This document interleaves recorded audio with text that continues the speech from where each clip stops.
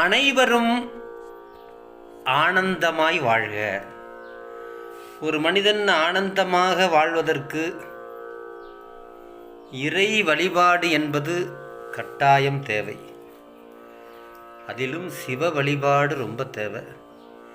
சிவ வழிபாட்டில் உள்ள எல்லாரும், ஆண்கள் பெண்கள் அனைவருமே ஒரே ஒரு ருத்ராட்சமாவது கழுத்தில் அணிந்திருக்க வேண்டும், அல்லது சின்னதாக ருத்ராட்ச மாலை அணிந்திருக்கணும். பெண்கள் வீட்டுக்கு தூரமான காலத்தில் கூட ருத்ராட்சத்தை கழட்ட வேண்டாம். ஒரு ருத்ராட்சம் என்றால் தொடர்ந்து அணிந்திருக்கலாம். ருத்ராட்சம் அணிந்திருந்தாலே நம்முடைய பாவமெல்லாம் நீங்கும். ருத்ராட்சமும் திருநீரும் எப்பொழுதும் நிறைந்திருக்க வேண்டும். அப்படி நிறைந்திருந்தால் அவர்களுடைய வாழ்க்கையும் ஆனந்தமாக மகிழ்ச்சியாக இருக்கும்.